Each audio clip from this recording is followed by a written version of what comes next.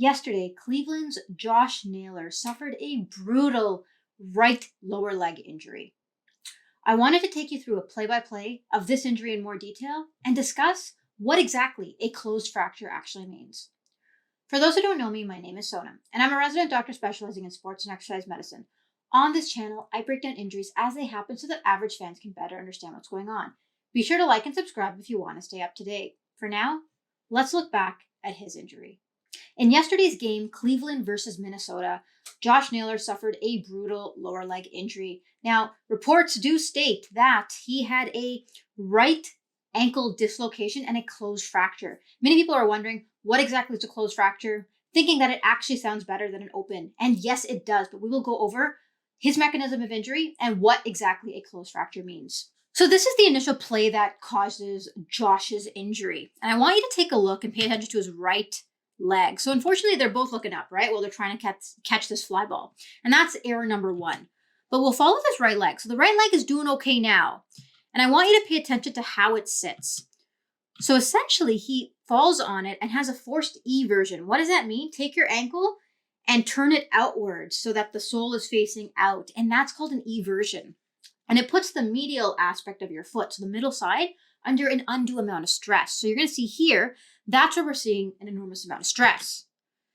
And you'll see he completely falls on it. So this is where I'm worried that that fracture and dislocation is occurring. Now, when you watch the broadcasters, even the broadcasters and commenters said that does not look good. We probably don't want to see it again, and it's likely a really bad injury. I mean, the team themselves flagged it off ASAP so that the referees could come and take a look.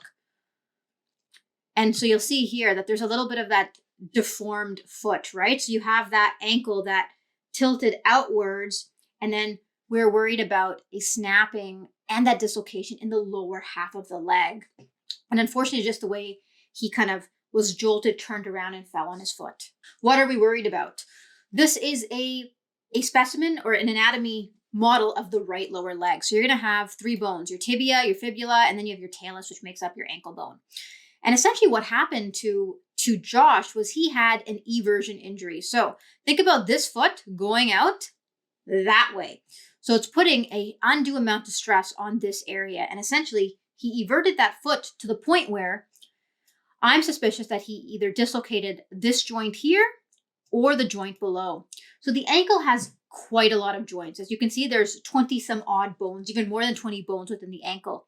Your main joint, the one that that lets you bring your foot up and down, is called your tibio-talar joint. So this is kind of area number one where you may see a dislocation. Another area, and one that's also a little bit more common in ankles as well, is your subtalar joint. So that's actually below. So this is the one between your heel bone and your talus. So it sits right underneath. And that one is the one that allows you to invert and evert your foot. Now, given how Josh had actually fell on his foot, I'm suspicious that he actually damaged his subtalar joint, although we don't have confirmation on the details of the exact dislocation. The other thing that I would be worried about, so they talk about something called a closed fracture. So we know that a fracture is a break in the bone. And with the type of stress that he sustained, I would assume that he's got a fibular and tibia fracture. The tibia is the main weight-bearing bone, so this is the one that they end up plating with screws. The fibula, in most cases, as long as it's kind of in the vicinity of each other, it's a non-weight-bearing structure, so they don't end up repairing it with screws and plates. So to better understand what exactly is a closed fracture, let's look at this here. So a closed fracture is a fracture of a bone that does not break the skin. An open fracture is worse. So many of you online were thinking closed fractures are better than open, and you are 100% right.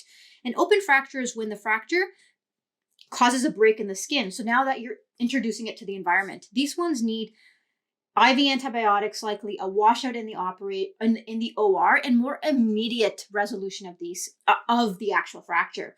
Whereas in Josh's case, he was observed overnight and then was flown back home to get definitive management. That could not likely happen if it was an open fracture because he'd be at risk of an infection. In his case, the fracture was contained within the skin, so there was no additional risk of an infection in that area. Now, they do talk about him having a lower leg fracture as an ankle dislocation. We talked a little bit about the dislocation, but this, for example, is what you would see in someone who had an eversion injury like himself. So you would see, this is not Josh's x-ray, but a broken tibia, a broken fibula, and I actually think that there may be an ankle dislocation in this one. So this is an example of the type of x-ray we would see. And if you look at definitive management for something like this, it would involve rods and screws, mainly in the main bone. So that's your tibia bone, because that's the one that involves, that takes the majority of the weight bearing surface. This little guy on the side will end up healing as long as the ends are in place. So when I see an injury like this, as a doctor on the sidelines, the first thing I'm thinking is, okay, let's look at the neurovascular status of the leg, right? So number one, you got to make sure nerves, arteries, and veins are okay, because if the fracture has impacted any of those, it becomes more of a surgical emergency. So the doctors are likely looking at pulses and sensation. Now, if those are normal, we have more time. We don't tend to reduce or fix these fractures on the side of the field because we don't have x-rays. So what we do is we put them in an inflatable air cast, or we splint them, take them off the field where we can get x-rays and send them for more definitive management afterwards. So this begs the question, how long is Josh Naylor out? So he's going to need x-ray, or he's going to need surgery, which means that he is out for at least 6 to 8 weeks before he can even start to weight bear on it and start to strengthen it. And then with that ankle dislocation, he very well could have a more unstable ankle and may need a lot more proprioceptive training when it comes to physical therapy. This is not going to be a 1 to 2 month injury. He is going to be out for many, many months when it comes to rehabilitating this. First, surgery is going to need to be done.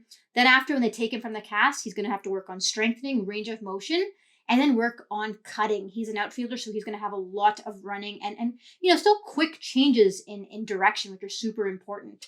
So it will be a bit touch and go in terms of his healing. I do wish him all the best. As a fellow Canadian, this is a terrible injury to sustain.